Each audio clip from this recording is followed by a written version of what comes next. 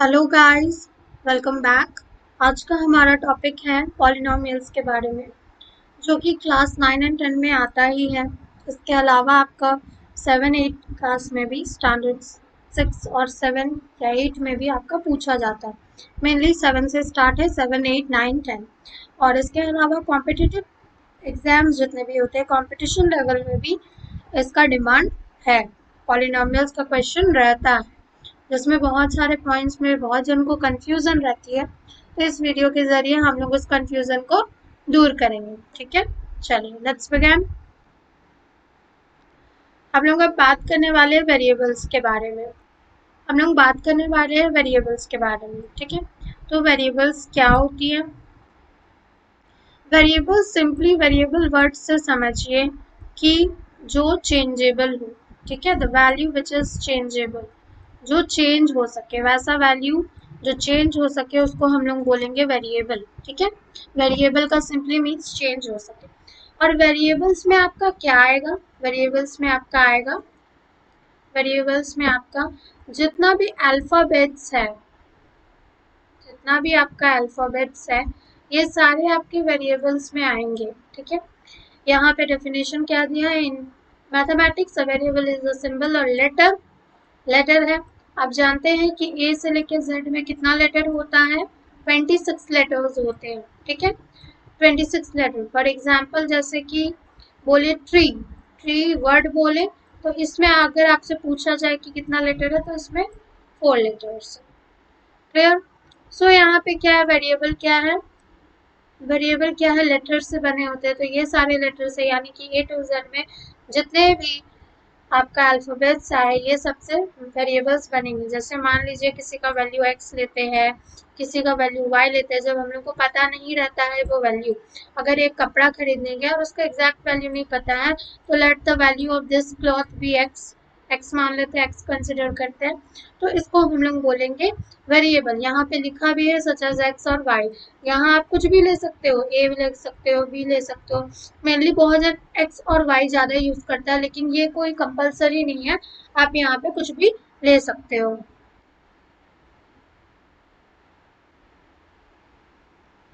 Next बात करते हैं कांस्टेंट टर्म की। वेरिएबल और कांस्टेंट इंपॉर्टेंट है पॉलिनोमियल्स में, और आपका मैथमेटिक्स में भी इंपॉर्टेंट है।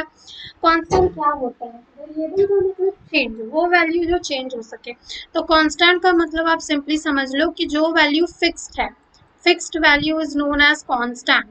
ठीक है, वो वैल्यू जो फिक्स है। अब मान लो जैसे कि एग्जांपल में ले लो 7 या 700 ही ले लो, कि कोई एक चीज है, एक मटेरियल है, एक टेबल ही ले लो, छोटा सा टेबल लो, और उसका दाम, क्योंकि बड़े बड़े टेबल का दाम ऑब्वियसली कॉस्ट ज़्यादा होगा, तो इसका दाम 700 रुपीज़ है। ठीक है, 700, the cost price of this is 700 rupees.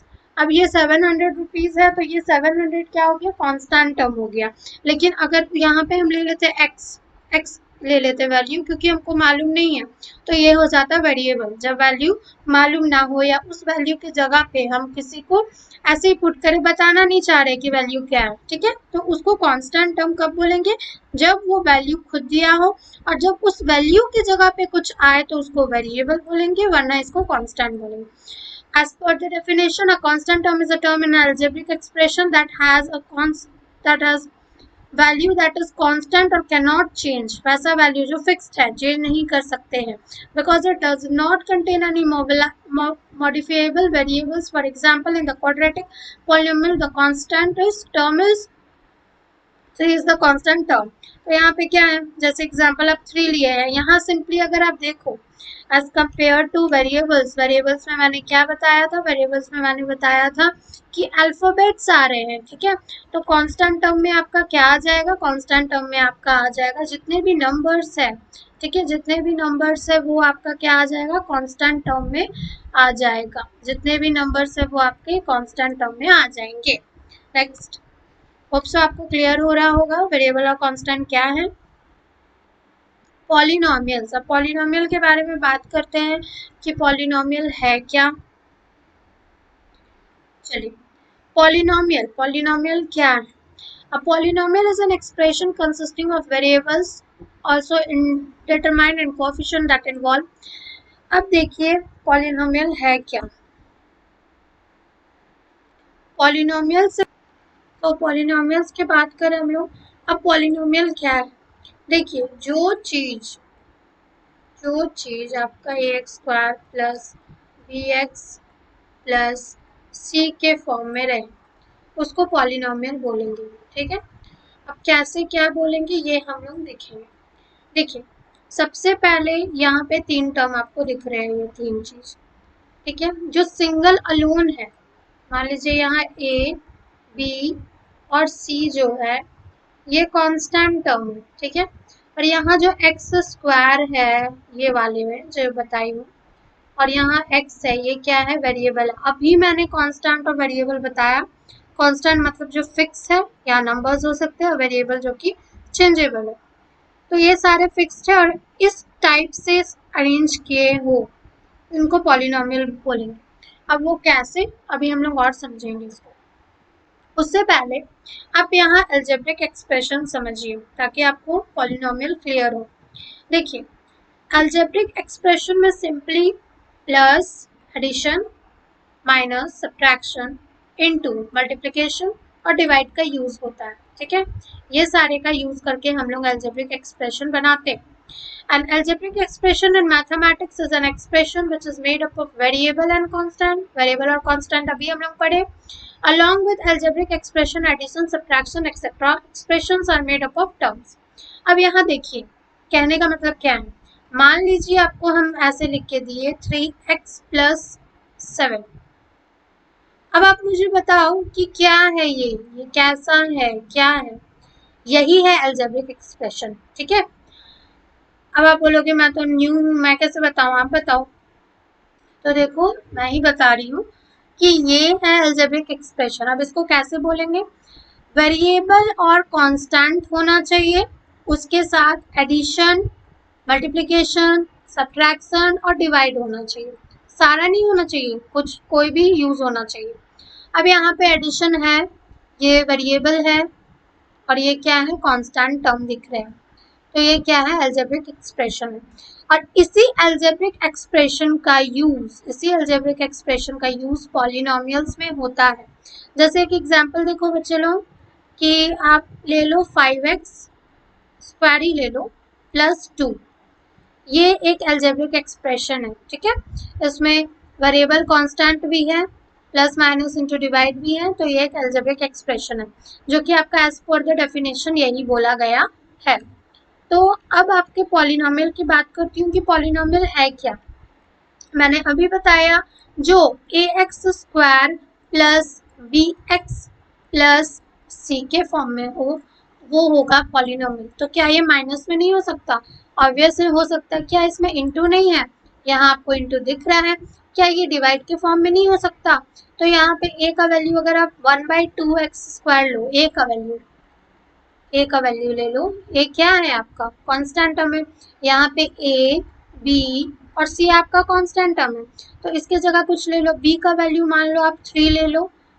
और एक्स क्यों नहीं चेंज हो रहा, क्योंकि वो क्या है, वेरिएबल है, चेंजिंग वैल्यू है।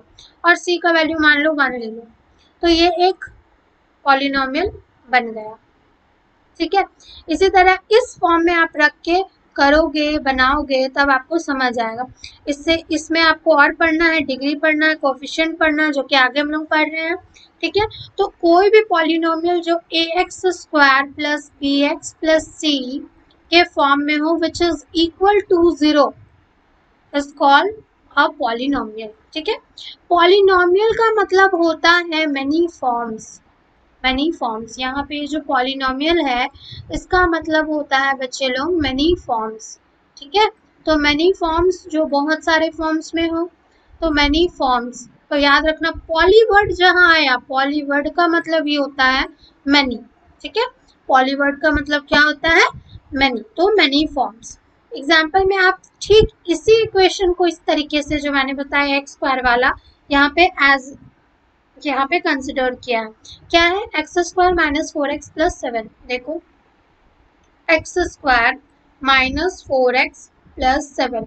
आप कोई और एग्जाम्पल भी ले सकते हो, प्रॉब्लम होगा तो मुझे आप कमेंट सेक्शन में बताना, मैं जो भी क्वेरी होगी सॉल्व करूंगी। यहाँ पे आप कुछ और एग्जाम्पल भी ले सकते हो। मान लो मैंने लिया x² माइनस 3x प्लस 5 या प्लस 2 ले लो, चलो ठीक है। तो सबसे पहले किस फॉर्म में होना चाहिए, ax² plus bx plus c के फॉर्म में। तो हाँ भाई ये इस फॉर्म में है। अब आप बोलोगे कि यहाँ तो माइनस है प्लस भी है यहाँ, लेकिन आप प्लस प्लस लिखे, तो ऐसा कुछ नहीं है, ये वैरी करता है, ठीक है। क्योंकि अलजेब्रिक एक्सप्रेशन में मैंने पढ़ा प्लस माइनस इंटू डिवाइड होना चाहिए, तो ये एक पॉलिनोमियल है। यहाँ पे क्वेश्चंस आते हैं कि ये पॉलिनोमियल है कि नहीं बताओ, तो yes it is a polynomial, अगर नहीं है तो no it is not a polynomial. Next algebraic expression मैंने अभी एक्सप्लेन कर दिया। उसके बाद बात करते हैं हम लोग कोएफिशिएंट टर्म की। कोएफिशिएंट टर्म क्या होता है, अब कोएफिशिएंट टर्म जब आएगा ना तो नंबर याद रखना, कोई भी नंबर को कोएफिशिएंट टर्म बोलेंगे, लेकिन किसके नंबर को, आगे के नंबर को, किसके आगे के नंबर को, तो वेरिएबल के आगे को नंबर को, वेरिएबल के आगे के नंबर को, तो वेरिएबल के आगे कौन रहेगा, कांस्टेंट टर्म रहेगा, कांस्टेंट टर्म को कोएफिशिएंट बोलेंगे। सिंपली अगर घूम फिर के आए तो कोएफिशिएंट क्या है, कांस्टेंट टर्म को हम लोग बोलेंगे। ये क्या बन गया, कांस्टेंट टर्म को हम लोग कोएफिशिएंट बोलेंगे। जैसे कि एग्जांपल में मान लो यहाँ पे इक्वेशन है 3x² प्लस 4y, ठीक है, दिया हुआ। अब यहाँ पे x² का कोएफिशिएंट क्या होगा, आप समझो, सीधा डायरेक्ट क्वेश्चन से ही समझो कि x² का कोएफिशिएंट क्या होगा, ये 3 हो जाएगा। कोएफिशिएंट क्या, आगे का नंबर कांस्टेंट टर्म। अगर y का आपसे पूछा जाएगा, ये नहीं पूछा जाएगा कि इस इक्वेशन का कोएफिशिएंट टर्म बताओ, नहीं, ये पूछा जाएगा कि x² का कोएफिशिएंट टर्म क्या होगा, तो आप 3 बताओगे, y का कोएफिशिएंट टर्म क्या होगा, तो आप 4 बताओगे। जैसे कि यहाँ पे आप एक क्वेश्चन लो और उससे देखो कि कैसे बन रहा है कोएफिशिएंट टर्म, ठीक है। ये एक पूरा पॉलिनोमियल है, ये एक पॉलिनोमियल है, ठीक है, उस फॉर्म में होना चाहिए। अब यहाँ पे अगर आपसे पूछेगा क्वेश्चन में कि x³ का coefficient term, what is the coefficient term of x³, तो ये होगा 4, इसके आगे वाले नंबर को कोएफिशिएंट बोलते हैं। अगर आपसे पूछेगा कि कोएफिशिएंट टर्म बताओ मुझे, किसका बताओ, तो आप मुझे बताओ x² का बताओ, x² का क्या होगा, तो x² का हो जाएगा 3। याद रखिएगा इसके आगे प्लस है तो प्लस 3 होगा, इसके आगे प्लस है कुछ नहीं, यानी कि प्लस है, प्लस इससे प्रीवियस वीडियो में मैंने इससे रिलेटेड बताया है आपको। अब अगर y का पूछा जाए कि y का क्या होगा, तो y का देखिए, y का क्या हो जाएगा, y के आगे अगर यहाँ पे क्या है +5 है तो +5 होगा। और इसी तरह ये कांस्टेंट टर्म है तो इसका कोएफिशिएंट तो ये खुद ही है, यानी कि कुछ नहीं है, ठीक है।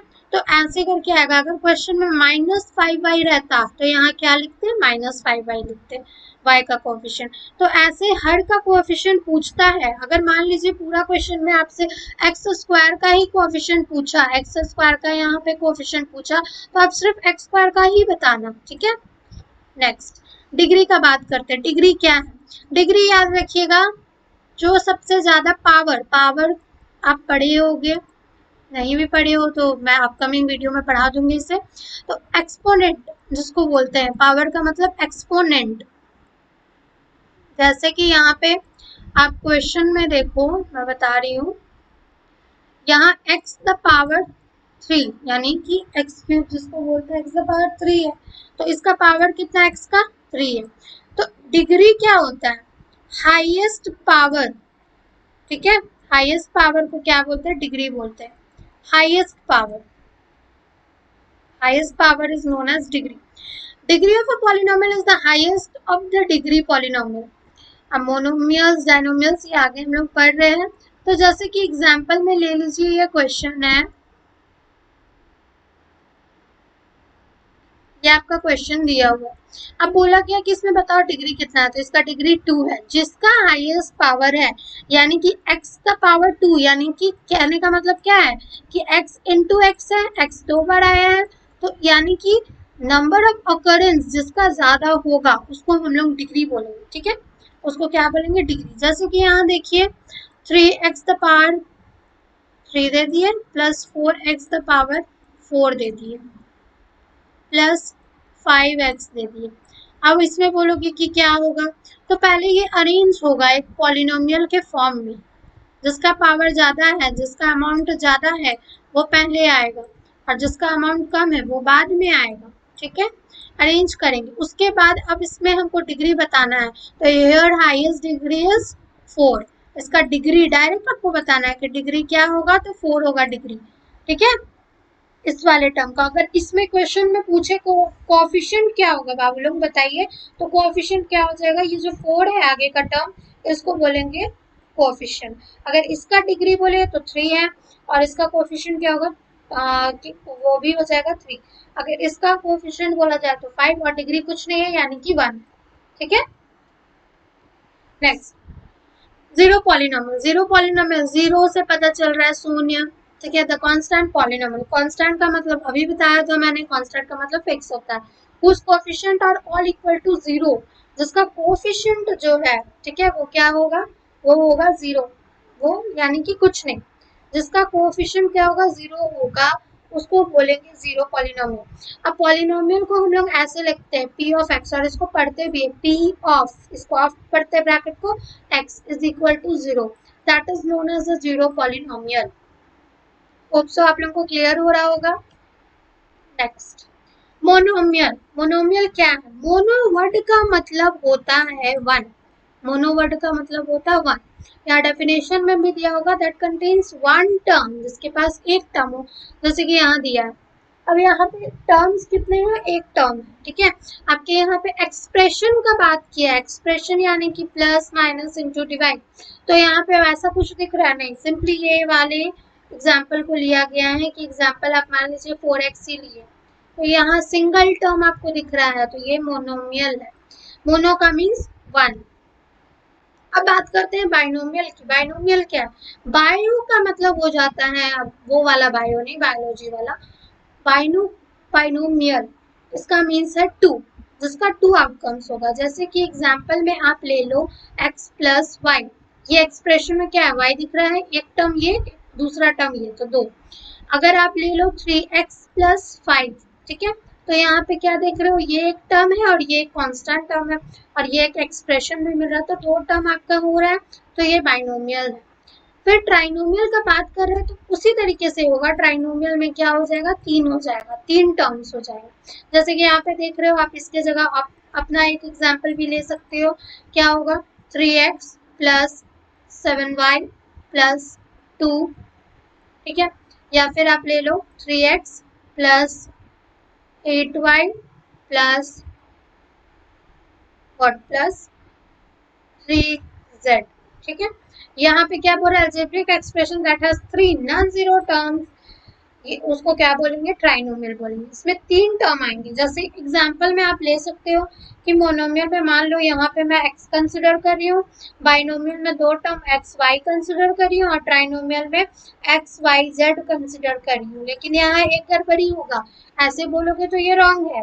एक्सप्रेशन होना चाहिए, मीन्स अगर x के साथ अगर y लिखी हो तो कोई गलत नहीं है।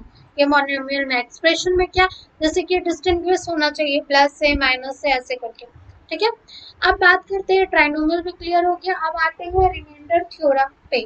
रिमाइंडर थ्योरम क्या होता है, यहाँ पे आपका कुछ डेफिनेशंस दिया हुआ है कि रिमाइंडर थ्योरम के बारे में, कि रिमाइंडर थ्योरम आपका है क्या।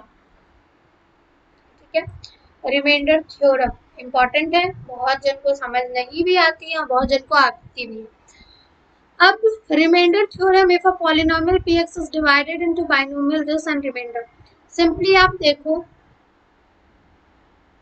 अगर इस लेवल पे बात करूं तो यहाँ पे कौन होता है, क्वेश्चन होता है। ठीक है, यहाँ होते हैं क्वेश्चन, ये नीचे वाले में क्या रहता है, रिमाइंडर रहता है, रिमाइंडर। ठीक है, इसको हम r से रिप्रेजेंट कर रहे हैं, इसको हम q से रिप्रेजेंट कर रहे हैं। इधर वाला जो रहता है इसको डिविडेंड बोलते हैं। ठीक है, डिविडेंड। और ये वाला जो होता है ये डिविजर, डिविजर।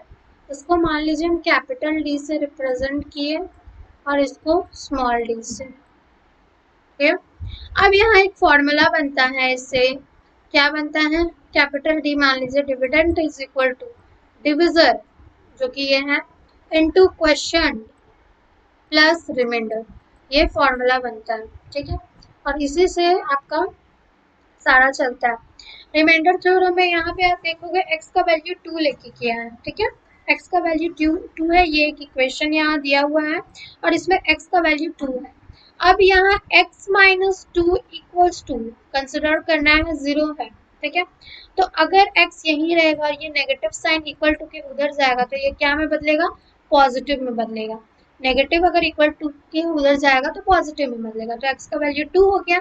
अब जहाँ पे p ऑफ x हमने लिया है, p of x is equal to 0, तो p ऑफ x का जो वैल्यू है वहां उसको पुट करो और x का जो वैल्यू निकला है, x का वैल्यू क्या निकला, 2 निकला है, यहाँ पे ये ऐसे ही पुट हुआ, देखिए px इज इक्वल टू ये वैल्यू। उसके बाद x का वैल्यू मैंने क्या फाइंड किया, 2 फाइंड किया, तो इस 2 को यहाँ पे पुट कर दिया मैंने और फिर ये सारे x में जहां जहां x है वहां वहां मैंने 2 को पुट करके आंसर ला दिया। ये होता है रिमाइंडर थ्योरम।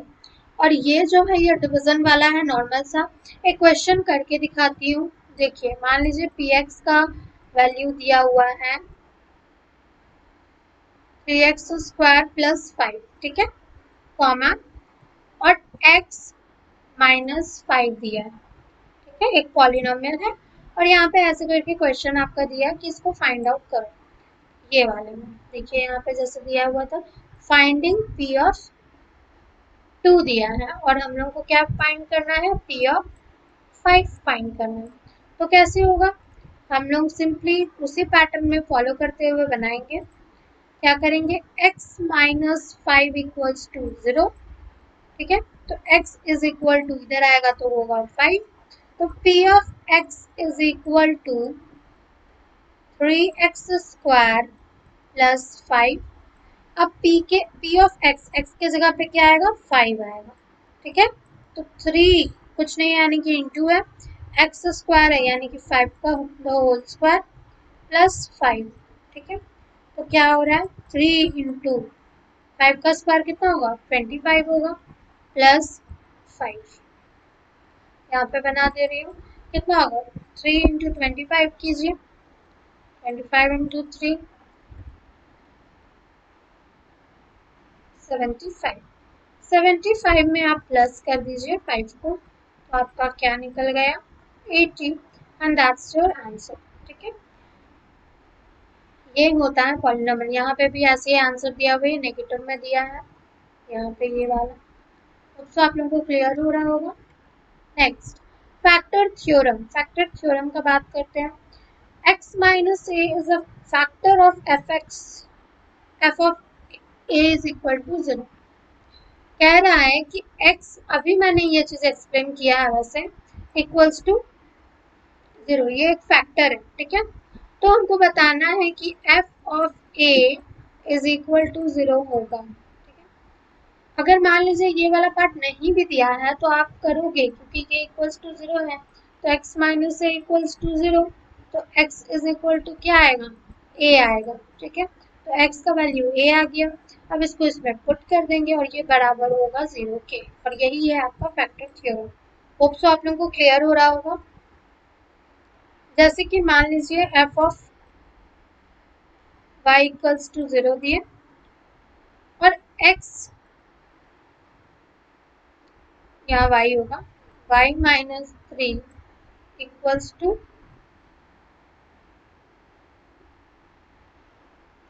यहाँ पे ये दोनों माइनस, यहाँ पे हम लोग ऐसे लेते हैं x minus y equals to 0, x is equal to y आया, ये आपका इक्वल है। जैसे कि इससे पहले वाले में देखिए x is equal to a आ रहा था, तो यहाँ पे ये a ही लेना था। यहाँ पे भी मैंने x माइनस वाई लिया, equal x is equal to y, जो कि प्रूव करा, तो ये फैक्टर थ्योरम में है। तो guys thank you, hope so आप लोगों को समझ आया होगा। अगर कोई भी क्वेरी रहती है तो प्लीज़ आप लोग कमेंट सेक्शन में पूछिए और टॉपिक्स भी बताइए जो आप लोगों को लगता है कि हाँ आप लोगों को डाउट है या कुछ, तो मैं उस पर वीडियो आप लोगों के लिए बना दूंगी, नो इशू। और होप सो आप लोगों को पसंद आया होगा, आप लोगों को समझ आया होगा। मेन इंपॉर्टेंट यहाँ ये है कि समझना। अगर आप लोगों को समझ आ रहा है देन इट्स ओके कि सब चीज़ ठीक चल रहा है। दैट मीन्स ठीक कि आपको समझ आ रहा है, यानी कि वीडियो ठीक ही बना है। ठीक है, और एक्सप्लेनेशन भी ठीक है। आप बताना कि आपको कोई भी क्वेरी होती है, कोई भी डाउट्स होती है तो। और यस, मिलते हैं फिर नेक्स्ट वीडियो में। Thank you guys.